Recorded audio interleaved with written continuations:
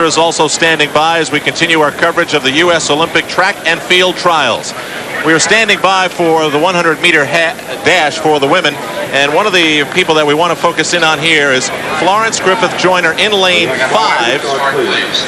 6 rather. Today she ran a 10.6 wind-aided, which is faster than the world record of 10.76 held by Evelyn Ashford. Fastest that any woman has ever run. Of course, the wind will mean that it won't count, but this has been a great year for her. She was a medalist in '84 at 200 meters, but now she's moved down to 100, and she's one of the top contenders. Gail Devers is in lane 4. Lane 1 is open. And quickly, Florence Griffith Joyner blowing away the field in a 10.49. Wind-aided 10.49. Wait a minute.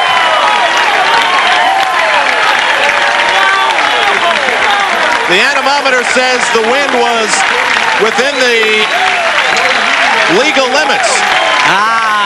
Cannot be. No one can run that fast.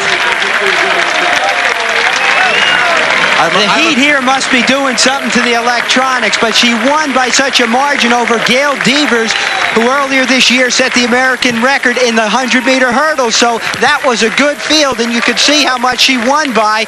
It might be right, but 10.49 is just incredible. Devers in lane 3 had a bit of a lead on Florence right here, but she comes on, much like Carl Lewis, in the second half of the race.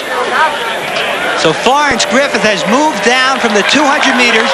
She worked 2 jobs this year, earlier in the year. Sometimes she worked out at UCLA at 12 and 1 o'clock in the morning. And now it just paid off.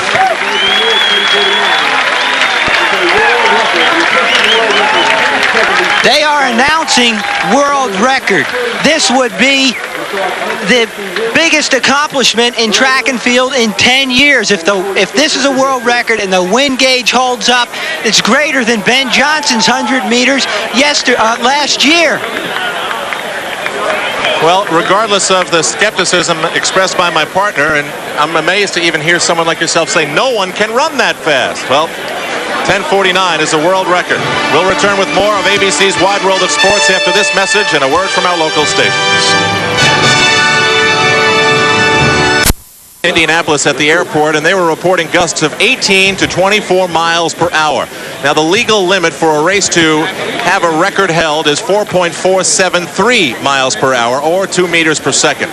Now, that anemometer really never settled to the point of 0, which is what the anemometer digital readout along the track read when Florence Griffith Joyner ran moments ago a 10.49 that has already been announced to the crowd as a new world record, eclipsing Evelyn Ashford's mark of 10.76. Well, the controversy here will no doubt be sorted out in a moment as we find out if there was indeed a malfunction. But fast times in Indianapolis. To Las Vegas now, and Keith Jackson. Record holder Florence Griffith Joyner. Florence, fantastic, 10.49. Oh, thank you. I'm very excited, very excited. Tell me about the wind. Of course, that's an area of great controversy right now. Do you feel it dropped? Oh, yes, it did. Bobby told me to pay attention to the triple jump, and if the wind was down, go for the world record. If not, just go and make it through the next round. The wind felt good. It didn't feel as strong as it did in the first race, and I went for it. So if the wind had been up, you would have just slowed? Not really, being more relaxed. I mean, I really went for the record that time because the wind was down. He told me to really go for it. Then what's the game plan now? After a world record in the semis, what's the game plan for the final? Go to the semis, make it to the final, take the final, go for the world record again. A lot of people, I'm sorry to change the subject like this, but a lot of people are dying to know about your one-legged outfit. Is it a help, hindrance, cosmetic, what? No, it just feels good. It's just different, something I designed this year, and it just felt good, so I'm wearing it. Okay, Florence, back up to you, Al. Okay, Catherine, no doubt that's part of the drama of today. Florence Griffith Joyner setting what is apparently a new world record, 10.49 seconds. There's her one-legged outfit. And here is what the race looked like, Marty LaCour. Okay, in lane 3 and in lane 2, you have 2 good sprinters. Gail Devers had run 10.86 earlier this year, 1/10 of a second off the world record. But watch what Florence does to the field.